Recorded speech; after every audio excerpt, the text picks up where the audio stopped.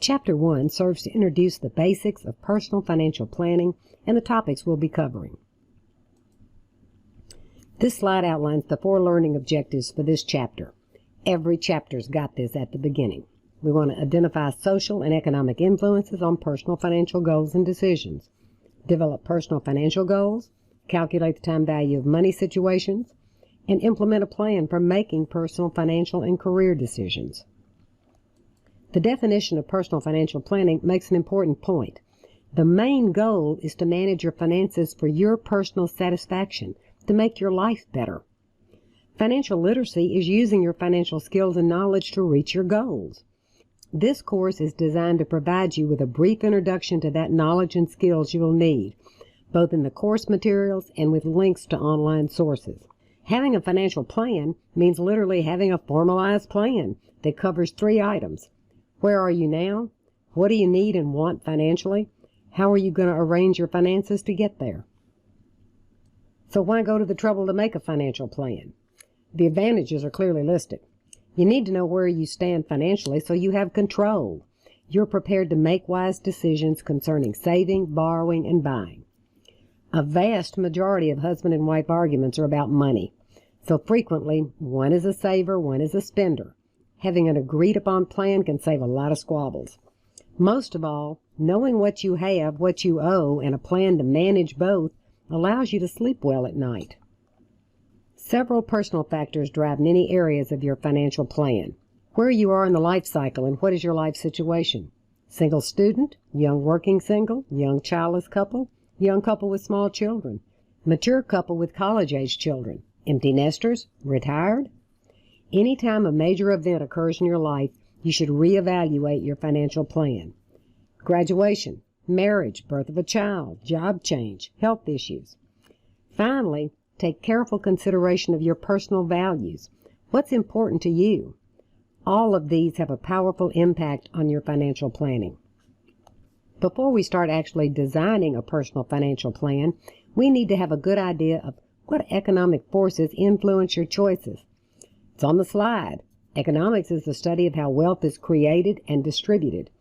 One of the major drivers in our domestic economy is the Federal Reserve, who's tasked with the dueling objectives of maximum unemployment, stable prices, moderate long-term interest rates.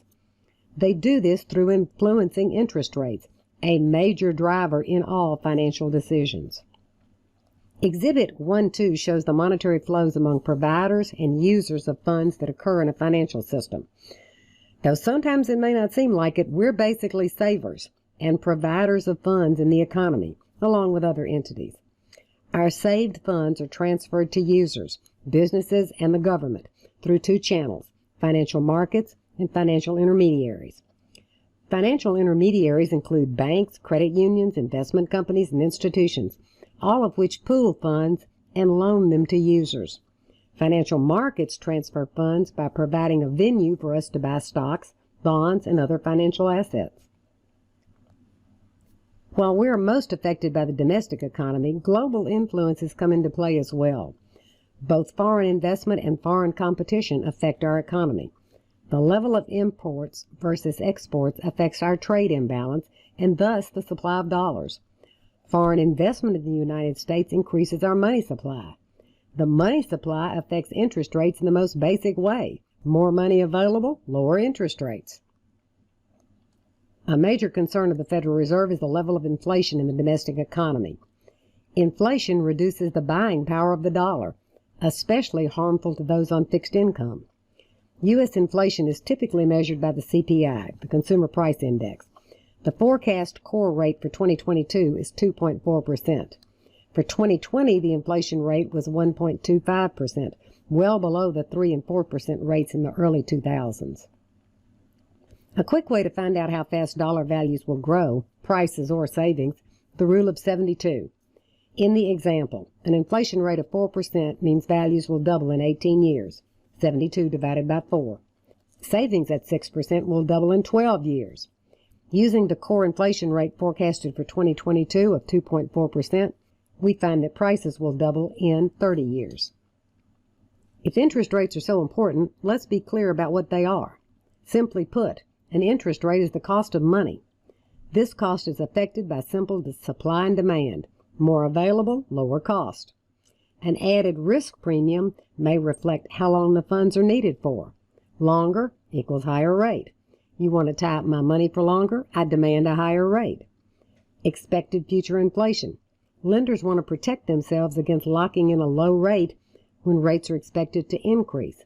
And uncertainty. We'll look more closely at how these impact interest rates when we cover the time value of money in the Chapter 1 appendix. We'll cover the 8 basic financial planning activities as outlined on this slide, Chapters 1 through 14. As you can see, we're going to start with obtaining funds, planning their use, borrowing, spending, investing, and finally planning for retirement. We pretty much go through a person's full life cycle and appropriate financial planning steps and goals at each phase. First, let's consider setting and achieving financial goals.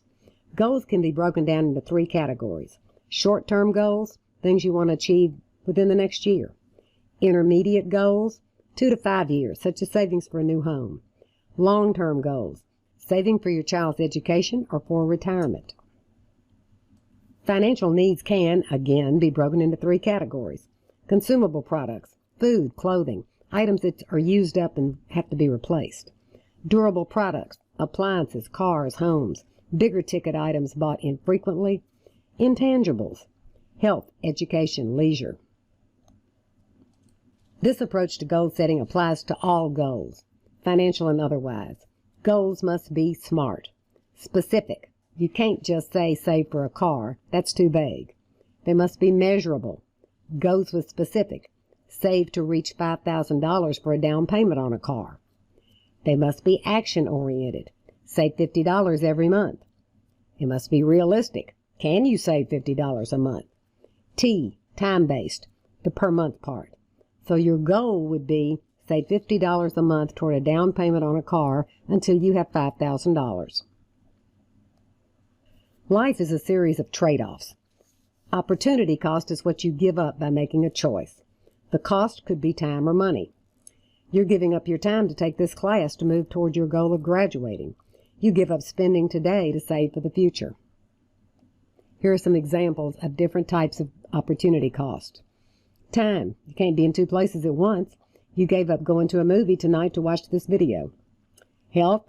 You give up good health by poor habits, poor eating, lack of sleep. Financial. $100 today or $103 at the end of the year. How about $120? We'll look at time value of money calculations to determine if the trade-off is worth it. Which brings us to the time value of money, probably one of, if not the most fundamental concept in finance. Put simply, $1 today is worth more than $1 promised in the future. Bird in the hand is true. TVM concepts can evaluate the cost of the trade-off between spending today, instant gratification, and saving for tomorrow, earning interest. And we'll cover time value of money calculation techniques thoroughly in the lecture covering the appendix to Chapter 1. Everyone makes hundreds of decisions each day. Most of these choices are quite simple and they have few consequences. However, some are complex and have long-term effects on our personal and financial situations, as shown here. Personal financial planning means deciding what to do with your income, and you've got 3 basic options. Spend for daily expenses, major items, or just recreation. Save to meet long-term goals, or share for charitable purposes. This chart in Exhibit 1.3 recaps the planning process. First, determine your current financial situation. Second, develop your financial goals. 3, identify alternative courses of action. Continue the same course, expand your current situation, change your current situation, take a new course of action. Evaluate alternatives, the consequences of choices, the trade-offs. Evaluate the risks, inflation, interest rate risk, income risk. Look at some financial planning information sources. Number 5, create and implement your financial action plan. And 6, review and revise the financial plan. Critical to periodically review, adjust, or revise based on results and changing life situation. This basic process can be adapted to any life situation. Taking each step of the financial planning process. Step 1 is the first step in any planning process. Where are you now? In financial planning, this means developing a thorough list of your assets and liabilities, income, and outflows. Step 2 is the second step, again in any planning process. Where do you want to be? What are your goals? Saving for a new home, for your child's education, for retirement? Having specific goals is critical. Step 3, identify all the possible ways you can reach those goals. Continue as you are, change, new course of action. Step 4 follows logically after Step 3. Evaluate each alternative. Consider your life situation, personal values, and the economy. Weigh the risks and decide on the best direction. Step 5. Here's where you may need outside assistance. Creating and actually implementing a financial plan. And 6, periodically you must review your plan. Where are you? Are you moving toward your goals? If not, what revisions need to be made?